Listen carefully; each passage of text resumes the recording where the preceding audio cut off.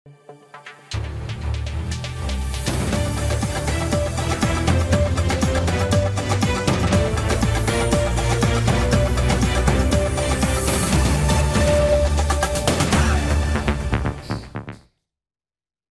দর্শক, স্বাগত জানাচ্ছি আজকের সম্পাদকীয়তে। আমি তাজওয়ার মাহমিদ। পাকিস্তানি সামরিক বাহিনী কর্তৃক সংঘটিত গণহত্যার জন্য আনুষ্ঠানিকভাবে ক্ষমা চাওয়া, আটকে পড়া পাকিস্তানিদের প্রত্যাবাসন, অবিভক্ত সম্পদের সুষম বন্টনের মতো বিষয়গুলো দুইবার মীমাংসা হয়েছে, এমন কথা বলছেন পাকিস্তানের উপপ্রধানমন্ত্রী ইসাকদার। এদিকে বাংলাদেশের পররাষ্ট্র উপদেষ্টা তৌহিদ হোসেন বলছেন, পাকিস্তানের উপপ্রধানমন্ত্রীর বক্তব্যের সঙ্গে তিনি একমত নন। তারপরও আশাবাদী উভয় দেশের সম্পর্ক উন্নয়নে। প্রশ্ন হচ্ছে, কিভাবে সম্ভব হবে সেই সম্পর্ক উন্নয়ন? সমসাময়িক রাজনৈতিক বিষয় নিয়ে আমাদের আজকের সম্পাদকীয় সরল হলো বাংলাদেশ পাকিস্তান সম্পর্ক প্রশ্নবোধক ছিল। আর এসব নিয়ে কথা বলতে আমাদের সঙ্গে স্টুডিওতে উপস্থিত হয়েছেন আনিস আলমগীর, সাংবাদিক ও কলামিস্ট, এবং গোলাম মোল্লা রনি, সাবেক সংসদ সদস্য। দর্শক, আপনারা এই আলোচনায় অংশ নিতে পারেন, এজন্য আপনাদের ফোন করতে হবে টেলিভিশনে দেখানো নাম্বার। এছাড়া ফেসবুকের মাধ্যমে আপনাদের মন্তব্য পাঠাতে পারেন আমাদেরকে। আলোচনার শুরুতে জানিয়ে দেবো এখনকার প্রধান শিরোনামগুলো। ৭১ ইস্যু সমাধানের দাবি পাকিস্তানের, একমত নয় বাংলাদেশ। আলোচনায় সুরাহার আশা, প্রধান উপদেষ্টা, বিএনপি চেয়ারপারসন ও জামায়াত আমিরের সঙ্গে সাক্ষাৎ।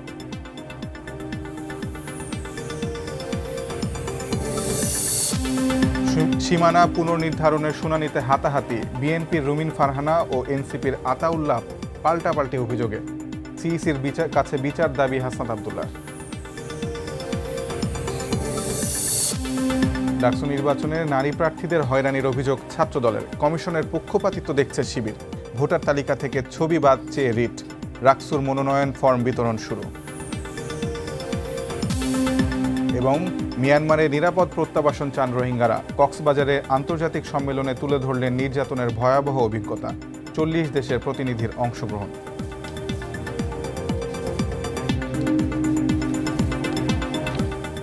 আমরা আলোচনায় আসি। প্রথমে জনাব আনিস আলমগীর, আপনাকে দিয়ে শুরু করি। পাকিস্তানের উপপ্রধানমন্ত্রী এবং একই সঙ্গে তিনি পররাষ্ট্র মন্ত্রী হিসেবে দায়িত্ব পালন করছেন ইসাকদার, তিনি বাংলাদেশে সফরে আছেন, আপনি জানেন। এবং তিনি আজকে পররাষ্ট্র উপদেষ্টার সঙ্গে সাক্ষাৎ শেষে বলেছেন যে অমীমাংসিত দুই দেশের মধ্যে যে ইস্যু, অর্থাৎ ৭১-এর গণহত্যা, দুই দেশের গণহত্যার জন্য ক্ষমা চাওয়া এবং পাকিস্তানের যে কাছ থেকে আমরা যে রেপারেশনস যেটাকে বলি সেটা চাওয়া, এবং আটকে পড়া পাকিস্তানিদের প্রত্যাবাসন নিয়ে দুই দফা আসলে সমাধান হয়েছে বলে তিনি মন্তব্য করেছেন। এটি নিয়ে আপনার আসলে মন্তব্য কি? পাকিস্তানের পররাষ্ট্রমন্ত্রী যে কথাগুলো বলেছেন এটা আংশিক সত্য। প্রথমত হচ্ছে যে বাংলাদেশের সাথে ইস্যু তো তিনটা। একটা হচ্ছে আমাদের স্বাধীনতা পরবর্তীতে যে সম্পদ পাওয়ার কথা ছিল, যেহেতু আমরা এক দেশ ছিলাম, সো আমাদের ওই সম্পদ পাওয়া সেটা তারা আজকে এত বছর পর্যন্ত দেয় নাই। দ্বিতীয়ত, এখানে কিছু আটকে পড়া পাকিস্তানি ছিল, তারা যেতে চায়, তাদেরকে ফিরিয়ে নেওয়া। তৃতীয়ত হচ্ছে যে ৭১-এর গণহত্যার জন্য ক্ষমা চাওয়া।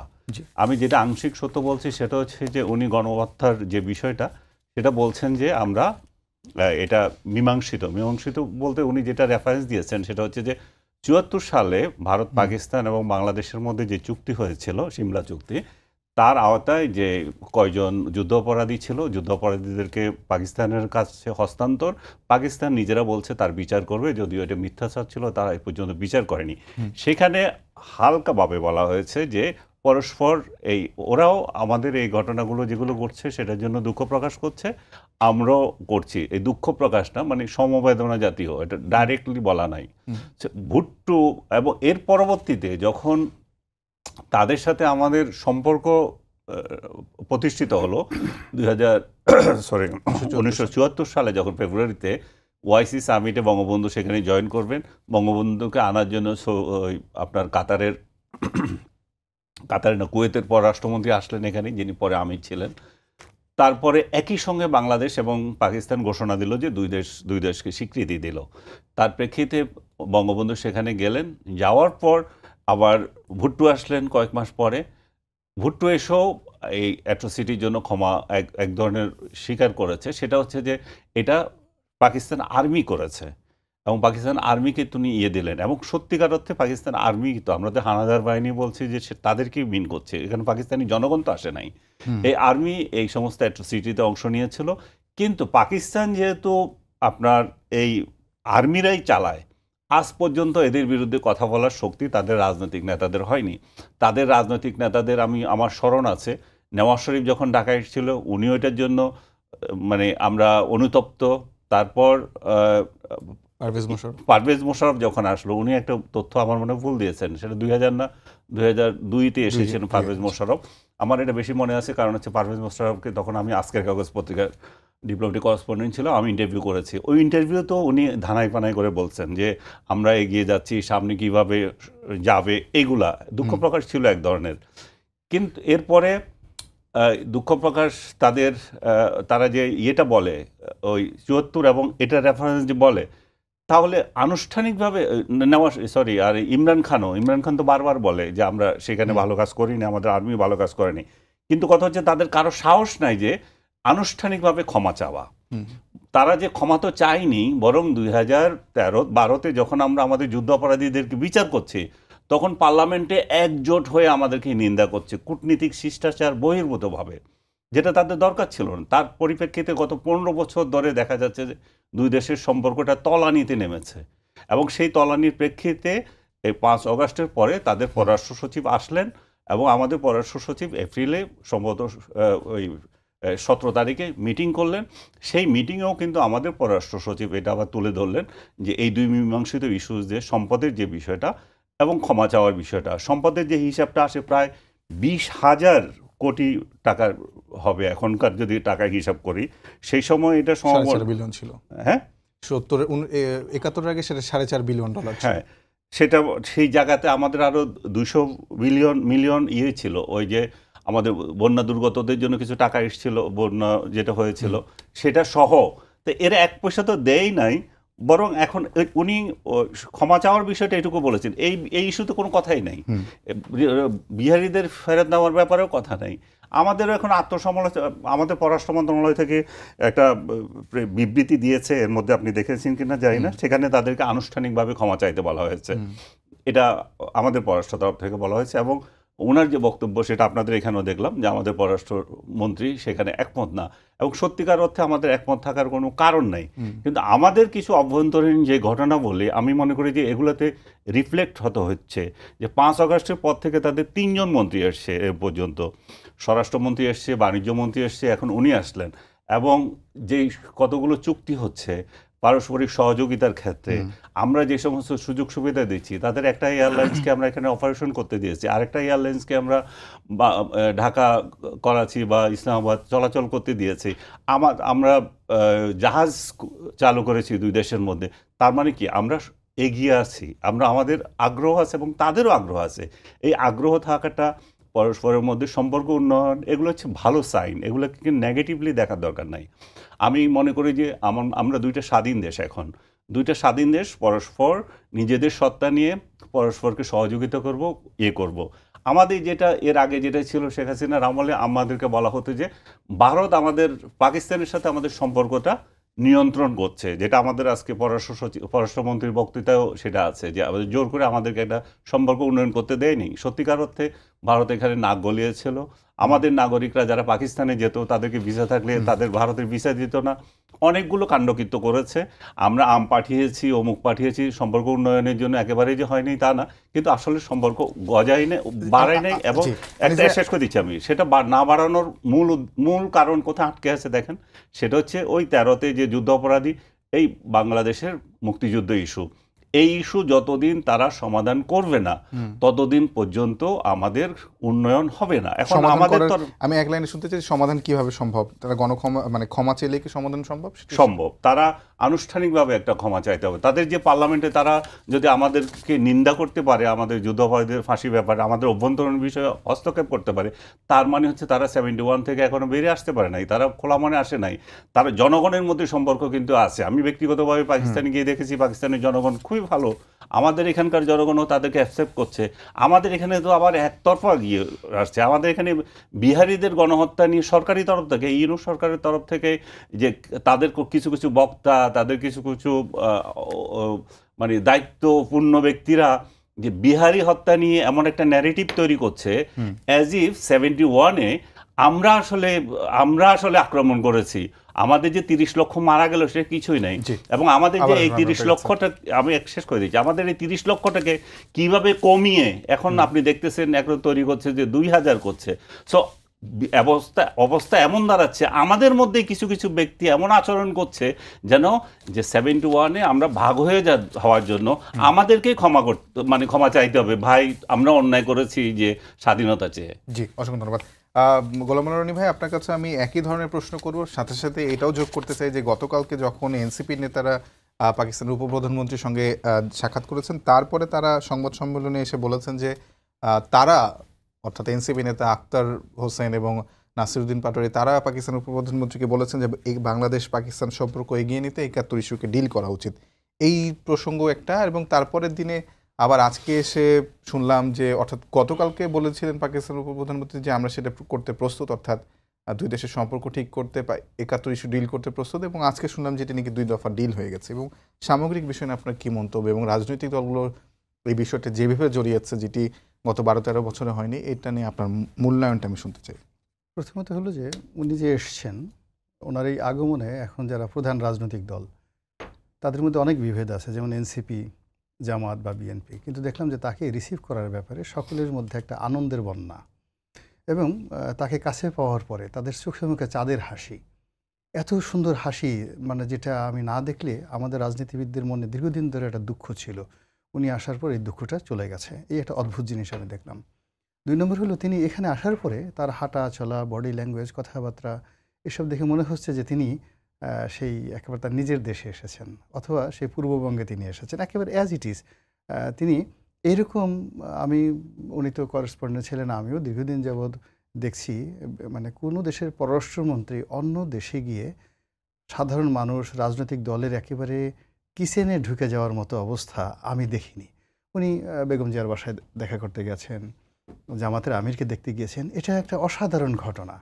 এরকম, মানে আমার কাছে মনে হয় যে এই দৃশ্য দেখলে সাবেক প্রধানমন্ত্রী শেখ হাসিনা তার আসলে সুইসাইড করার ইচ্ছা করবে, যে ওনার সাথে ভারতের এমন একটা সুসম্পর্ক ছিল, অথচ উনি কোনোদিন ভারতের কোনো পররাষ্ট্রমন্ত্রীকে এইভাবে আওয়ামী লীগের কোনো নেতার বাসায় এইভাবে নিতে পারেননি। তো সেই দিক থেকে আমি মনে করি ডক্টর মোহাম্মদ ইউনূস সরকারের এটা একটা যুগান্তকারী সফলতা, যে পাকিস্তানের মতো একটা পরমাণু শক্তিধর দেশ, সেই পরমাণু শক্তিধর দেশ, যেই দেশের এখন আমাদের দেশের অনেক সামরিক এক্সপার্ট আপনাদের এই টেলিভিশনে এসে বলতেছে যে তারা তাদের পাকিস্তানি বন্ধুদেরকে বলেছেন যে তোমাদের দেশে তো অপ্রয়োজনীয়, অব্যবহৃত অনেকগুলো ফাইটার জঙ্গি প্লেন রয়েছে, সেগুলোতে ইচ্ছা করে আমাদের দেশে রাখতে পারো, যদি রাখে তাহলে একটা ক্ষমতার ভারসাম্য হয়। তো এরকম কথার মধ্যে টেলিভিশন আলাপ আলোচনা হচ্ছে। তো এর প্রেক্ষিতে উনি এসছেন, আসার পরে এই যে আনন্দ দেখা যাচ্ছে, এবং উনি একটা কথা কিন্তু খুব ভালো বলেছেন, just like your elder brother or just like father. মানে বাবা যেভাবে সন্তানকে উপদেশ দেয় বা বড়ো ভাই যেভাবে উপদেশ দেয়, উনি এভাবে বলছেন যে হ্যাঁ, সম্পর্ক আমাদের সাথে যদি ভালো করতে হয় তাহলে মনটাকে পরিষ্কার করতে হবে। মন মানে এখানে নফস বা কল্ব, এটাকে পবিত্র করতে হবে। পরিষ্কার করা মানে কি? পাক সাফ করা। তো যেখানে পাকিস্তানের নামটা আছে পাক, পয়াকারে পাক, তো সেখানে আপনি যদি তার সঙ্গে মোলাকাত করতে চান, যোগাযোগ করতে চান, তাহলে তো আপনারও তো হৃদয়কে পরিষ্কার করতে হবে। তো এখন আমাদের যারা লোকজন আছেন তারা অবশ্য এখন পর্যন্ত প্রশ্ন করেননি যে স্যার আমরা তো হৃদয় পরিষ্কার করতে চাই, পাক করতে চাই, সাফ করতে চাই, আপনি একটু বলে দেন যে আমাদের মানে আবর্জনাগুলো কী, হোয়াট ইজ আওয়ার প্রবলেম, যেটা আপনাদের সঙ্গে মোলাকাত করার জন্য আমাদের এই পরিষ্কার হওয়ার দরকার আছে। এখানে একটা বিষয় হলো, বর্তমান প্রেক্ষাপটে পাকিস্তানের মতো একটা রাষ্ট্রের সাথে আমাদের সকল বিষয়ে সুসম্পর্ক রাখতে হবে। ব্যুরোক্রেসিতে, জুডিশিয়ারিতে, মিলিটারিতে, ইকোনমিক্সে, সব ব্যাপারে সহযোগিতা রাখতে হবে। আবার বাংলাদেশের যে ইকোনমি এখন এই মুহূর্তে পাকিস্তানের চেয়ে ভালো ইন অল রেসপেক্ট, সমস্ত পয়েন্টে। তো সেই বিষয়গুলো পাকিস্তানেরও খুব দরকার বাংলাদেশের সঙ্গে একটা সম্পর্ক রক্ষা করার জন্য। কিন্তু এখানে প্রবলেমটা হয়ে গেছে কি, ওই যে উনি যে এসে একটা যে দাদাভাই সুলভ একটা ভাব যেটা দেখলেন, এই জিনিসটা দূর করতে হবে। এবং এই সমস্যার কারণে কিন্তু পাকিস্তান জমানাতে পশ্চিম পাকিস্তানের সঙ্গে পূর্ববঙ্গের সমস্যা হয়েছিল। এই যে পাকিস্তান আন্দোলন, সেই আন্দোলন কিন্তু মানে পাঞ্জাবের লোক করেনি।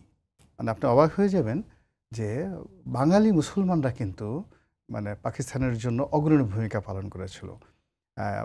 সেটা লাহোরের মুসলমানরা করেনি। তারা মানে অবিভক্ত ভারতই চেয়েছিল। এমনকি জামাত ইসলামী তারা কিন্তু অখণ্ড ভারত চেয়েছিল, তারা পাকিস্তান চায়নি। এই যে একটা ধর্মের ভিত্তিতে একটা রাষ্ট্র হবে, এটা এই বাঙালি মুসলমানরা চেয়েছিল।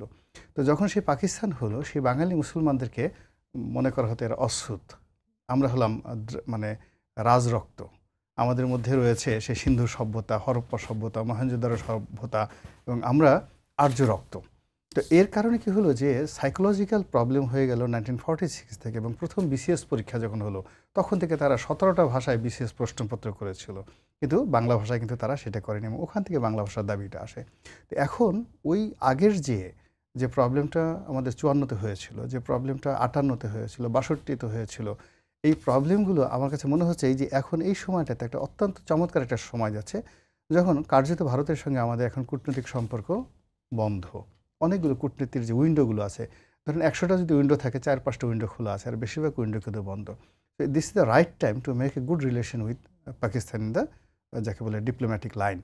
তো এই সুযোগে যদি আবার তারা সে আগের মতো দাদাগারি দেখায়, সব কিছু দেখায়, তাহলে হবে না। আমি ব্যক্তিগতভাবে দুটো জিনিস মনে করি, যেখানে যদি আপনি ধর্ম, রিলিজিয়ান ধরেন, তো রিলিজিয়ানটা একটা সংস্কৃতি, মানুষের জীবনের একটা কালচার। তো সেই কালচারালি ধর্মের ক্ষেত্রে আমাদের পাকিস্তানের সঙ্গে একটা চমৎকার ঐক্যবদ্ধ হতে হবে, বিকজ এখানে একটা বিরাট সংখ্যক মুসলিম লোক আমাদের দেশে আছে। কিন্তু যদি আপনি ভৌগোলিক অবস্থা ধরেন, জিওগ্রাফিক্যাল অ্যান্ড যেটাকে বলা হয় এথনিক্যাল, যেটাকে বলা হয় নৃতাত্ত্বিক বৈশিষ্ট্য, তা আমরা দ্রাবিড় যে জনগোষ্ঠী, আমাদের সঙ্গে চিন্তা চেতনা, খাদ্যাভ্যাস, গায়ের রং, এমনকি রক্ত, এটা হলো ভারতের 7 সিস্টারের যে লোকজন আছে পশ্চিমবঙ্গ, তাদের সঙ্গে বেশি। ফলে এই বন্ধন কেমন পর্যন্ত আমরা আলাদা করতে পারবো না। কাজেই ভারতের সঙ্গে আমাদের সম্পর্ক রক্ষা করতে হবে নৃতাত্ত্বিক এবং যাকে বলা হয় ভৌগোলিক দিক থেকে বিবেচনা করে। আবার অন্যদিকে সংস্কৃতি এবং ব্যবসা বাণিজ্য আধুনিক এবং ধর্মীয় যে সংস্কৃতি বলতে তো শুধুমাত্র ধর্ম নয়, আরো নানা আমি aspect আছে, ধর্মের আমি সেই বলছি না, aspect আমি রিলিজিয়াস সংস্কৃতি বলেছি। রিলিজিয়াস সংস্কৃতি অনেক কিছু, ওদের অন্য কোনো সংস্কৃতির সাথে আমাদের মিলবে না, কিন্তু শুধুমাত্র বলছি রিলিজিয়াস। যেমন ওখান থেকে তারা উর্দুতে কথা বলে, উর্দুর যে অক্ষরগুলো আরবির মতো দেখতে, আমাদের দেশের আমজনতা মনে করে যে না জানি এটা একটা পবিত্র ভাষা, হাম করেঙ্গা, কাম করেঙ্গা, এই কথাগুলো শুনলে বোধহয় মানুষ মনে করে যে একটা বিরাট পবিত্র হয়ে গেছে, কিয়া হুয়া, কিংবা আমাদের আমাদের মধ্যে যেই শুরু থেকে আমি যদি 52 থেকে চিন্তা করি, তাহলে তো আমাদের মূল বিভেদের জায়গা তো আসলে সংস্কৃতিগত পার্থক্যই তো আমাদের বিভেদ তৈরি করে দিয়েছে। না, তখন সংস্কৃতিগত পার্থক্য বিভেদ সৃষ্টি করেনি, তখন বিভেদটা করেছিল ওই যে ইগোইস্টিক, তারা নিজেদেরকে বড় মনে করতো, আমাদেরকে ছোট মনে করতো, আমাদেরকে তারা কৃতদাস মনে করতো, এবং আমাদের যে অধিকার রয়েছে এটাকে তারা স্বীকার করতো না। তারা বাঙালিদের মনে করতো জাস্ট, আপনারা একটা বিখ্যাত বই আছে, কুদরতুল্লাহ শিহাবের একটা বিখ্যাত বই আছে, এবং এই যে সালমান এফ রহমানের বাবা যখন আহমেদ ফজলুর রহমান, উনি যখন সেন্ট্রাল বাণিজ্য মন্ত্রী, ওই বইতে উনি লিখেছেন, খুব সংক্ষেপে শেষ করে এরপর ওনারা বলবেন। তো ওই বইতে জিনিসটা এভাবে লেখা আছে যে পাকিস্তান সরকারের ওয়েস্টার্ন থেকে কতগুলো কমোট আসলো, উনি তখন সেন্ট্রাল বাণিজ্য মন্ত্রী, ধরেন কয়েক লাখ কমোট আসলো। তো উনি ভয়ে ভয়ে এই সচিবকে বললেন যে কিছু কমোট এই বাংলাদেশে দেওয়া হোক। কুদরতুল্লাহ শিহাব তখন জাস্ট অ্যাসিস্ট্যান্ট সেক্রেটারি, সামনে বসা। তো সচিব সেই মন্ত্রীকে একটা ধমক দিল যে বাঙালিরা কমোট ব্যবহার করে নাকি, এরা তো সব ক্ষেত খামারে গিয়ে সব এই সমস্ত কাজকর্ম সারে। এই কথা শোনার পরে এই সালমান এফ রহমান সাহেবের যে বাবা, সে কাসু মাসুকের মাথাটা এইভাবে নোয়ায় রাখলো। তো বোঝার চেষ্টা করুন, একটা সেন্ট্রাল মিনিস্টার, তাকে একজন সচিব যে ভাষায় গালি দিল, ওটা ওই কুদরতুল্লাহ শিহাব তার বইতে সেটা উল্লেখ করেছে, সেটা 1949-এ, 1949 সালে। তো এই ছিল তাদের মন এবং মানসিকতা। তারা বঙ্গবন্ধুকে মানে কখনোই জাতীয় নেতা মনে করেনি, এমনকি হোসেন শহীদ সরোয়ার দিকে, মৌলানা ভাসানীকে। আমাদের এই বঙ্গে এত বড় বড় যারা মানুষ ছিলেন, তাদেরকে কখনোই তারা নেতা মনে করেনি। তারা ধরেন এই যে আমাদের এখন বদরুদ্দীন ওমর সাহেব বড় বড় কথা বলেন, তার বাবা ছিলেন আবুল হাসিম, এরা তো কখনই আসলে বাঙালি জাতীয়তাবাদটা তারা ধারণ করেননি, বাঙালিকে তো ধারণ করেননি। তারা খেলাফতে রব্বানি পার্টি করেছেন, ওই সময় পাকিস্তানের সাথে তাদের একটা সুসম্পর্ক ছিল, ওই একটা রাজনীতির আলাদা একটা অনেকটা মুসলিম লীগ স্টাইলের, মুসলিম লীগের সাথে তাদের মিল ছিল না, তারা পাকিস্তানকে ধারণ করতেন। কিন্তু আমাদের যারা বাঙালি মুসলমান, যারা সাধারণ আমজনতা, যারা আওয়ামী লীগ যাদেরকে রিপ্রেজেন্ট করতো, এদেরকে কখনোই মানুষ, এদেরকে কখনোই রাজনীতিবিদ তারা মনে করেননি, এবং এদের হাতে কখনোই ক্ষমতা দিতে চাননি। আমি আনিস ভাই আপনার কাছে একটা বিষয় জানতে চাই, সেটা হলো যে আমরা ইকোনমিক, নিশ্চয়ই এখন তো diplomacy basically economy based, so পাকিস্তানের সঙ্গে আসলে আমরা এই ডিপ্লোমেসি থেকে ইকোনমিক্যালি কতটুকু বেনিফিট হতে পারি, আমি বলতে চাচ্ছি অর্থনৈতিকভাবে আমরা কতটা লাভবান হতে পারি, যেখানে আমাদের 1 টাকা সমান তাদের 2.5 টাকা, মানে 2.5 রুপি। তো সেই জায়গায় আসলে আপনার কি মনে হয়, কি ইকোনমিক সম্ভাবনা আছে বাংলাদেশ পাকিস্তান সঙ্গে? এখনো পর্যন্ত আমি যেটা ওদের বাংলাদেশ এই পাকিস্তানের মধ্যে যে অর্থনৈতিক যে বিষয়টা দেখছি, এটা তো ট্রেড 1 বিলিয়নও হয় নাই, 1 বিলিয়নের নিচে এখনো।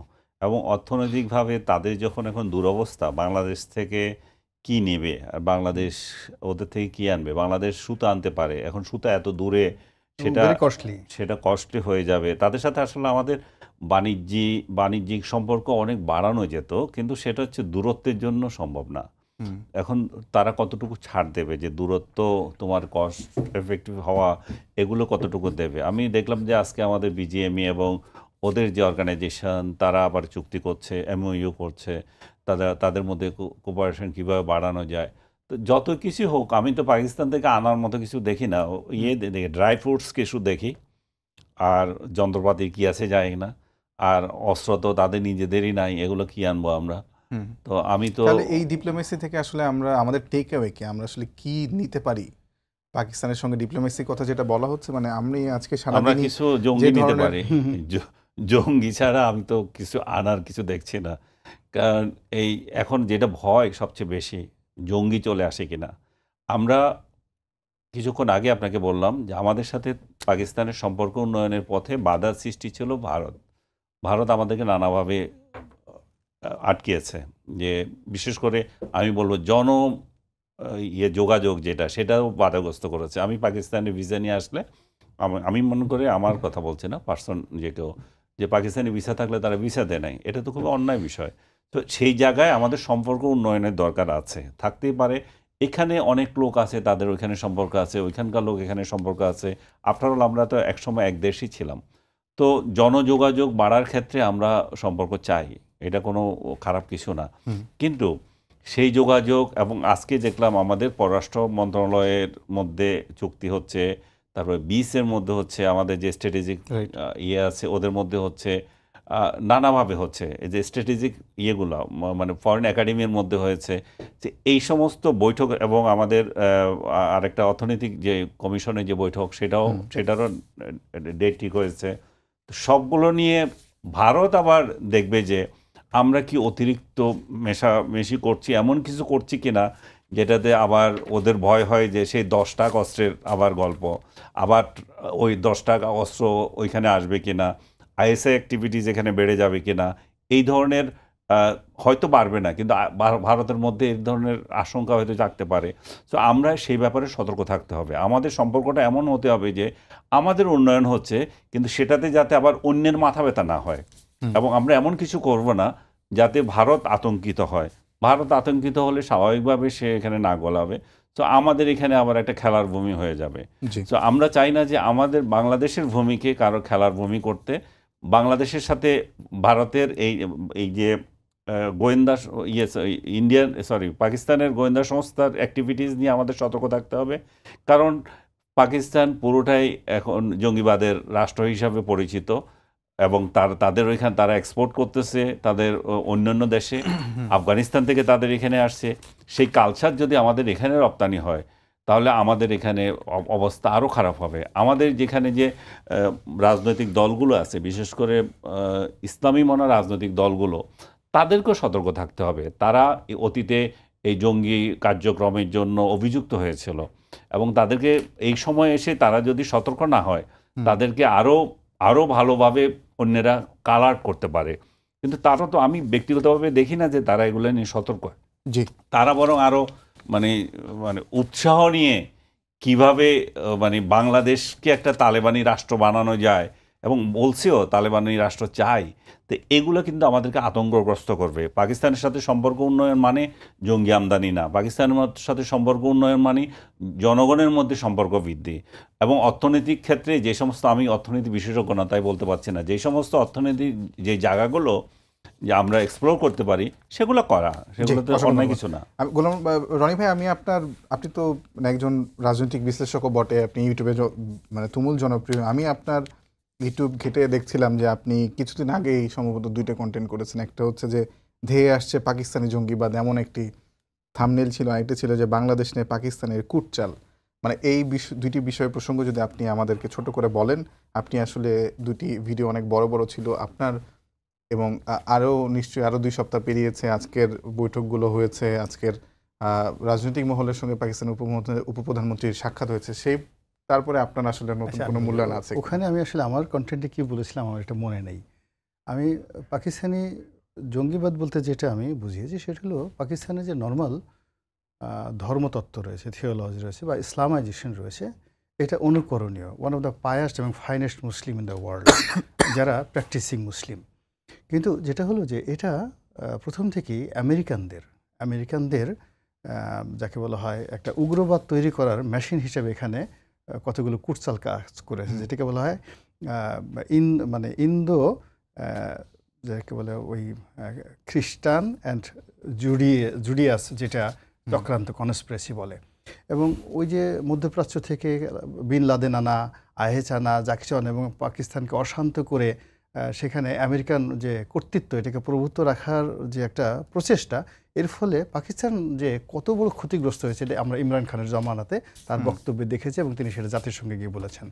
তো ওটাই আসলে আমি বলার চেষ্টা করেছি। কিন্তু পাকিস্তানকে অনুসরণ করার মতো বা পাকিস্তানের যেই বিষয়গুলোতে খুব সফল হয়েছে, দেখেন এত কিছুর মধ্যেও পাকিস্তান জুডিশিয়ারি এত চমৎকারভাবে কাজ করছে, যেখান থেকে আমরা অনেক কিছু শিখতে পারি। এবং আমাদের হাইকোর্ট বা আমাদের যে লোয়ার কোর্টগুলোতে আমাদের টোটাল জুডিশিয়ারি সিস্টেমগুলো আমরা স্টিল কিন্তু পাকিস্তানি লাহোর হাইকোর্টকে আমরা অনুসরণ করছি এবং তাদের যে কোনো রেফারেন্স আমাদের হাইকোর্টে সবচেয়ে বেশি গৃহীত হয়। ফলে এখানে এই লেভেলে একটা ভালো হতে পারে। আমাদের সিভিল সার্ভিস, আমাদের মিলিটারি একাডেমি মানে পিএমএ, এরা এখন পর্যন্ত এই পাকিস্তানি ফর্মুলাটাই কিন্তু ব্যবহার করছে। ফলে এখানে সামরিক দিক থেকে যদি যে তথ্য বিনিময় হয় পাকিস্তানি মিলিটারি একাডেমির সাথে বিএমএ অর্থাৎ বাংলাদেশ মিলিটারি একাডেমির ওখানের সাথে, এটা আমরা উপকৃত হতে পারি। এরপরে সর্বশেষ যে বিষয়টা হলো যে তারা কতগুলো হাই ভ্যালু প্রোডাক্ট, যেমন মনে করেন যে তাদের রাইস, কটন, এগুলো খুবই হাই ভ্যালু প্রোডাক্ট। এই কটন এবং এই সংক্রান্ত যে আমরা যে ইন্ডাস্ট্রিগুলো যদি গড়ে তুলি, আমাদের দেশে যে গার্মেন্টসগুলো আমরা করছি এগুলো সব লো প্রোডাক্ট। এখন আপনি যদি ডানহিন বলেন, তারপর শেষে আপনি যদি অন্য যে বিখ্যাত যে ব্র্যান্ডগুলো বলেন, ইটন বলেন, এইগুলোর জন্য যে কাঁচামাল দরকার, এই কাঁচামাল ভারতীয় তুলা দেওয়া হবে না, ইজিপশিয়ান কটন লাগবে এবং পাকিস্তানি কটন লাগবে। তো ওই জায়গাটা যদি আমরা চলে যেতে পারি ভালো হতে পারে। আর আরেকটা ব্যাপার হয়তো আমরা অনেকেই জানি না, পৃথিবীর সবচেয়ে নাম করা কার্ডিওলজিস্ট যারা আছেন এর অলমোস্ট 90% কিন্তু পাকিস্তানি ডাক্তার। ইভেন আমেরিকাতে বা ইউরোপে পাকিস্তানি কার্ডিওলজিস্টরা তারা মানে ডমিনেট করে টোটাল মানে হার্ট সার্জারিতে, ওপেন হার্ট সার্জারিতে। আমরা এখন একজন দেবী সিটির অ্যাপয়েন্টমেন্ট পাওয়ার জন্য সেখানে ভারতে যেভাবে যাচ্ছি, বিশ্বাস করেন এটা পাকিস্তানের একেবারে গ্রামের একটা অজপাড়াগার হাসপাতালও কিন্তু কার্ডিওলজিস্ট সার্জারিতে ভারতের যে কোনো মানে মুম্বাইয়ের বড় বড় শহরের সাথে ভালো আছে। তো চিকিৎসার জন্য যদি এখানে সরাসরি বিমান যাত্রা হয়, এগুলো কমে যায়, তাহলে ওখানে চিকিৎসার ক্ষেত্রে পাকিস্তানে কিন্তু চিকিৎসা ব্যবস্থা খুবই ভালো, মানে যেটা বলার মধ্যে বিশেষ করে কার্ডিওলজি। এবং এডুকেশন দিক থেকে করাচি বিশ্ববিদ্যালয়, Islamabad university, Lahore university, one of the finest university in the Asia. তো ওদের সঙ্গে আমাদের এই বিষয়গুলো আমাদের ঢাকা বিশ্ববিদ্যালয়ের এই ধরনের মানে স্টুডেন্ট বিনিময় হতে পারে। আপনি যদি করতে চান, এবং পর্যটন, আপনি কাশ্মীরে আমরা যাই, এখান থেকে পেহেলগাম যাই, কাশ্মীরে যাই, কিন্তু পাকিস্তানের যে আজাদ কাশ্মীর সেটার যে সৌন্দর্য, আপনি যদি ইসলামাবাদ শহর দেখেন, পৃথিবীর দ্বিতীয় সৌন্দর্যতম শহর। আমরা সুইজারল্যান্ড যাই, জুরিক যাই, বিভিন্ন জায়গাতে যাই, ওদের যে পর্যটন স্পটগুলো আছে এবং ড্যাম চিপ। আপনি 5 স্টার হোটেলগুলো $70, $60 ওয়ান অফ দ্য আমাদের শেরাটনের চাইতে অনেক ভালো হোটেল, 5 স্টার হোটেল, যেখানে $70, $80 আপনি বড় বড় শহরগুলোতে পাবেন। আর যদি গ্রামে চলে যান, গ্রামে অনেক বড় বড় 5 স্টার হোটেল আছে যেখানে আপনি $40-45 আপনি পাবেন, জাস্ট লাইক ইন্দোনেশিয়ার বালির মতো। তো এই যে পর্যটন সেক্টরে আমাদের দেশের লোকজন যে যাচ্ছে, সেটাও ওখানে একটা ভালো ডেস্টিনেশন হতে পারে ইন পজিটিভ। কিন্তু মূল ব্যাপারটা হলো ওই যে যেটা আমাদের যে সমস্যাগুলো রয়েছে, ধরুন আপনি যেটা বললেন, আমি জানি না এক্স্যাক্টলি বললেন $4.5 বিলিয়ন আমাদের একটা ডিসপিউট রয়েছে 71 সালে। না, এটা এখন 25 টাইমস হয়ে গেছে, 25 টাইমস হয়ে গেছে। $4.5 বিলিয়ন যদি হয়, 4 বিলিয়ন মানে $100 বিলিয়ন এখন সেটা ডেপথ হয়ে গেছে যদি আমরা বর্তমান প্রাইস ধরি। তার সঙ্গে সঙ্গে আমাদের মিলিটারি ইকুইপমেন্টের শেয়ার আছে। মানে ওই সময়টাতে যে আপনি বোঝার চেষ্টা করেন যে এশিয়ার মধ্যে তখন পাকিস্তান ছিল সবচেয়ে ধনী রাষ্ট্র, মানে মোর দ্যান জাপান। 70 সনে জাপানের চাইতে, চীনের চাইতে আমাদের পাকিস্তান, পূর্ববঙ্গ এবং এই বঙ্গের ইন্ডাস্ট্রিয়ালাইজেশন, পার ক্যাপিটা ইনকাম এবং সব কিছু ছিল বেশি। ফলে সেই যে সহায় সম্পত্তির যে একটা অংশ, এটা আপনি এখন আমরা কল্পনাও করতে পারি, এটা বড় ব্যাপার। এখন এতগুলো ফাইটার প্লেন ছিল ওই সময়টাতে, আমরা কি সেই ফাইটার প্লেনের শেয়ার পাবো না? আমাদের কয়টা ফকার ছিল, আর তো কিছু ছিল না, এত ট্যাঙ্ক ছিল। এই যে 90,000 সৈন্য শুধু এখানে মানে সারেন্ডার করলো। এদের সমস্ত অস্ত্র তো তারা সিমলা চুক্তির মাধ্যমে তারা সেখান থেকে নিয়ে গেছে। নেভাল শিপগুলো কোথায়? টোটাল পাকিস্তানের যে সামরিক বেসামরিক যত কিছু আছে, যদি সেই হিস্সাটা আমরা পাই, আপনি ইট ইজ আনবিলিভেবল। এখন এই বিষয়গুলো তো খোলামেলা আলাপ আলোচনা করতে হবে। আমি মনে করি যে তৌহিদ সাহেব অনেক চমৎকারভাবে কথা বলছেন। এগুলো হিসাবে এটা আবেগের বিষয় না। আমাদের সঙ্গে তার ধর্ম নিয়ে আবেগ আছে, প্রেম আছে, ভালোবাসা মানে আছে, গান সেই আছে। যে রেপারেশন যেটাকে বলা হয় আর কি, মানে যুদ্ধের পরে যে দেনা পাওনার হিসাব, না, সেই দেনা পাওনার হিসাব মিল মানে যদি মিটমাট না করে কি দুটো দেশের সম্পর্ক স্বাভাবিক হতে পারে বা না, হয়ে এটা যাবে? হবে না, এটা কখনই হবে না। এখানে একটা ব্যাপার হলো যে এটা কখনই হবে না। আমাদের দেশের যারা আবেগ দেখাচ্ছে পাকিস্তানের ব্যাপারে, তারা এখন হয়তো একটা খুব সুবিধাজনক স্থানে আছে বলে এখন অনেক আবেগ দেখাচ্ছে, কিন্তু পাকিস্তানের বিরুদ্ধে যে একটা জনশক্তি আছে, একটা মনোভাব আছে, এটা এখনও রাস্তায় নামেনি। তো এই জিনিসটা যখন রাস্তায় নামে, মানে আমাদের দেশে তো বোঝার চেষ্টা করুন, 9 মাস ধরে একটা মহান মুক্তিযুদ্ধ হয়েছে। আপনি এশিয়ার কোন দেশে বলেন তো যে 9 মাস এভাবে একটা পরাশক্তির সাথে যুদ্ধ করে স্বাধীনতা লাভ করেছে? নট ইভেন অন্য কোনো দেশ দেখাতে পারবে না, নাম্বার 1। এবং এই একটা মানে মুক্তিযুদ্ধকে ফর্মুলেট করার জন্য 1947 থেকে 71 পর্যন্ত সমস্ত সাহিত্যিক, সাংবাদিক, কবি, লেখক, রাজনীতিবিদ সকল মানুষ সম্মিলিতভাবে তাদের মেধা, মন, শরীরকে প্রস্তুত করেছে। এই প্রস্তুতি নিয়ে 1971 সালের 26শে মার্চ বাঙালি যে যুদ্ধটা করেছে, সেই যুদ্ধ নিয়ে যখন বলা হচ্ছে 30 লাখ নয় 2000, মাথা ঠিক থাকে না। কারণ কি? বাংলাদেশ থেকে 2 কোটি লোক ভারতে গেছে। আচ্ছা বলেন তো, এই 2 কোটি লোক যারা ভারতে গিয়ে 9 মাস গেল, যাতায়াতের সময় কয়জন লোক মারা গেছে? তাদেরকে আপনি কি বলবেন? তাদেরকে আপনি কিভাবে দিবেন? আপনি বাংলাদেশের যুদ্ধ হয়েছে, এই যে মানে আপনি রাজাকারের সদস্য সংখ্যা কত ছিল? আলবদর, আসামসের সদস্য সংখ্যা কত ছিল? তারা তো প্যারামিলিটারি ছিল। এবং পাকিস্তান সেনাবাহিনী তো সরাসরি মাঠে নেমে যে কাজ করছে, তাদের ফোর্স হিসেবে, অক্সিলারি ফোর্স হিসেবে তারা কাজ করছে। তাদের ট্রেনিং ছিল, অস্ত্র ছিল, পোশাক ছিল, তারপর তাদের সমস্ত কিছু ছিল। তো এই বিষয়গুলো মানে আবার নতুন করে ক্ষত তৈরি করবে। মানে যে ইতিহাস মানুষ ভুলে গেছিল, মানুষ মনে করছে রাজাকার মানেই একজন বেসামরিক মানুষ, আলবদর মানে অমুক, নামাজ কালাম পড়তো ভালো মানুষ, গ্রামের শান্তি বাহিনী বলতে অমুক।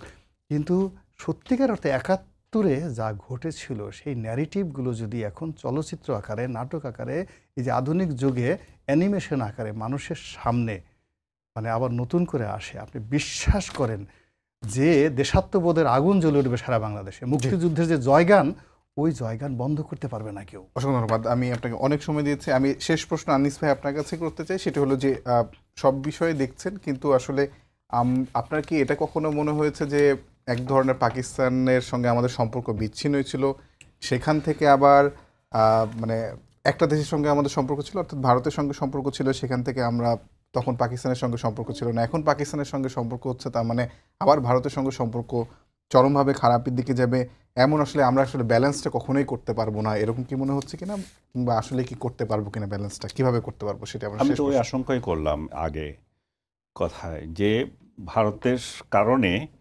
পাকিস্তান, প্রথমত পাকিস্তানের কারণে আমরা আমাদের অভ্যন্তরীণভাবে আমাদের মুক্তিযুদ্ধে কে যুদ্ধ অপরাধী ছিল কি না ছিল সেটা আমাদের ব্যাপার, আমাদের জনগণ এটা তর্ক বিতর্কতে যেতে পারে। যখন রায় হয়ে গেল সেটাতে পাকিস্তান নাক গলিয়েছিল বলে সর্বশেষ ওদের পররাষ্ট্রমন্ত্রী এসেছিল যে হিনা, হ্যাঁ 12 সালে এসেছিল 2012-তে। এরপর থেকে আমাদের সাথে কোনো বৈঠকই হয় নাই বলতে গেলে, কোনো ইন্টারন্যাশনাল লেভেলে দেখা হয়েছে, এটা হয়েছে, জনগণ পর্যায়ে কোনো যোগাযোগ নয়। আমাদের বিমান পর্যন্ত বন্ধ হয়ে গেছে, তাদের পিআইও ছিল সেটাও বন্ধ হয়ে গেছে, একেবারে কাট অফ। আমি মনে করি যে আমার নিজেরই যাওয়া হয়েছিল 2008 সালে, এরপরে ওদের দেশে আমার নিজেরও কোনো আগ্রহ হয় নাই বা কোনো ইভেন্টই হয় নাই যে যাবো ওইখানে। ওইটা ছিল একটা ইভেন্টে গেছিল। জি, 1 মিনিট আছে ভাই। তো আমি যেটা মনে করি যে যেটা বলছিলাম যে আমরা তাদের সাথে তাদের নিজেদের কারণে সম্পর্কটা নষ্ট হয়েছিল। ব্যালেন্সটা করার এখন উপায় কি আসলে এখন, এবং এর মধ্যে ইন্ডিয়ারও ইনভলভমেন্ট ছিল। এখন ব্যালেন্স হচ্ছে যে আমরা 2 দেশের সাথে সম্পর্ক রাখবো, আমরা অবশ্যই আমাদের প্রতিবেশী সবার সাথে সম্পর্ক রাখবো, আমাদের পররাষ্ট্র নীতিতেও তাই আছে, আমরা ভারতকে কোনোভাবেই ফেলে দিতে পারবো না, এবং মিয়ানমার আমাদের সাথে আছে। সো আমাদের পররাষ্ট্রনীতি এমন কোনো কিছু না হোক, আমি যেটা বললাম, আমাদের এমন দহরম মহরমও দেখানো দরকার নাই যাতে করে তার প্রতিপক্ষ আবার ক্ষিপ্ত হয় আমাদের উপরে। সো আমাদের রিলেশনটা হতে হবে ন্যায্যতার ভিত্তিতে, প্রতিবেশীদেরকে যেভাবে দেখার সেভাবে যাতে আমরা দেখি। জি, অসংখ্য ধন্যবাদ আপনাদের দুজনকে, অসংখ্য ধন্যবাদ জ্ঞানগর্ভ আলোচনা করার জন্য। সবাইকে ধন্যবাদ জানিয়ে শেষ করছি আজকের সম্পাদকীয়। আগামীকাল আবারও দেখা হবে একই সময়। শুভরাত্রি।